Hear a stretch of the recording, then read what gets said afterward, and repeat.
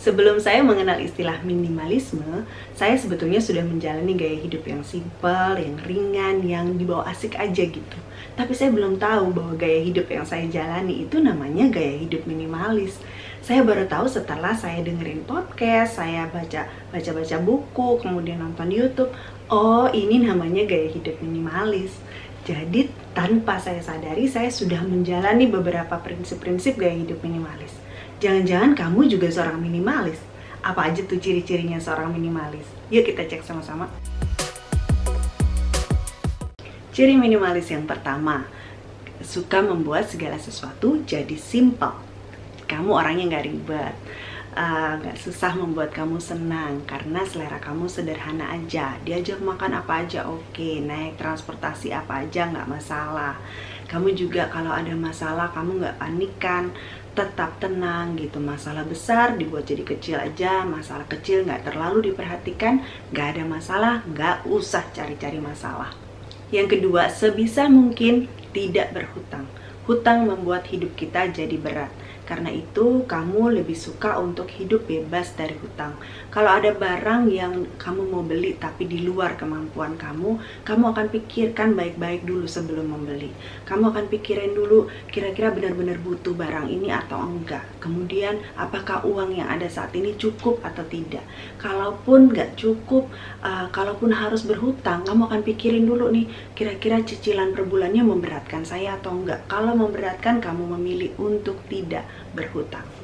Berikutnya, stres kalau lihat rumah berantakan, barang-barang yang ditaruh nggak di tempatnya, atau pada saat nyari barang itu barang yang satu ditumpuk-tumpuk sampai nyarinya susah gitu. Itu bikin kamu jadi stres. Kamu lebih suka punya barang lebih sedikit, jadi kamu lebih gampang untuk berbenah-benah gitu. Rumah yang rapi, rumah yang bersih itu membuat hati kamu jadi tenang, dan kamu lebih suka untuk bisa menjalani hidup dengan lebih sedikit barang. Nggak merasa perlu untuk mengikuti tren. Kamu bukan orang yang modelnya gonta-ganti handphone setiap kali ada handphone baru keluar. Atau kamu nggak yang modelnya mau ganti mobil kalau mobil kamu nggak sebagus punya tetangga. Selama mobil itu perawatannya mudah, nggak rewel, dan muat untuk semua anggota keluarga, bisa memenuhi apa yang jadi kebutuhan kamu, ya kamu akan puas dengan mobil yang ada. Jadi kamu nggak mengikuti tren terus-menerus. Kamu cukup puas dengan apa yang kamu punya. Kamu nggak suka buang-buang waktu untuk bebenah. Kalau pulang kantor nggak perlu lihat cucian yang menumpuk. Kalau misalnya weekend kamu nggak suka menghabiskan waktu 2-3 jam hanya untuk beres-beresin rumah. Nyapu, ngepel, cuci piring, dan sebagainya yang bikin waktu kamu jadi habis. Kamu lebih suka punya barang lebih sedikit dan rumah lebih lapang supaya kegiatan benar-benar jadi lebih mudah, dan waktu yang kamu punya kamu bisa pakai untuk melakukan hal-hal yang kamu senang. Gak mudah tergoda sale atau diskon. Bujukan-bujukan untuk membeli suatu barang pada saat kondisi diskon tidak membuat kamu jadi FOMO. FOMO adalah fear of missing out. Kamu nggak akan merasa ketinggalan karena tidak membeli pada saat diskon. Ya, nggak ada rasa, aduh harus beli sekarang nih mumpung diskon. Nggak, kalau memang kamu nggak perlu, kamu nggak beli. Berikutnya, buat kamu yang sudah punya anak, kamu mengajarkan anak-anak kamu untuk bisa membedakan mana kebutuhan, mana keinginan. Jadi anak-anak kamu dari kecil udah tahu nih bahwa mereka tidak bisa dikit-dikit minta. Nggak semua yang mereka minta harus kamu penuhi, nggak. Jadi anak-anak ini tahu, saya nggak harus dikit-dikit minta sama mama, sama papa untuk bisa keinginan saya dipenuhi. Mereka juga tahu bagaimana nilai suatu barang, sehingga mereka juga bisa merawat barang yang mereka punya dengan baik.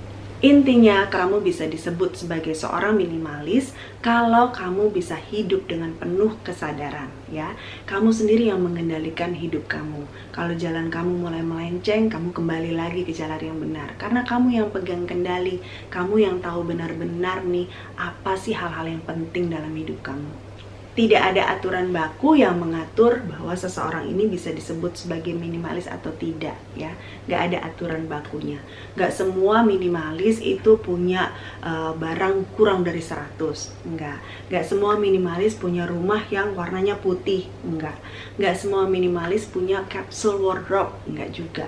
Jadi nggak begitu. Minimalis yang satu dengan minimalis yang lain juga bisa beda.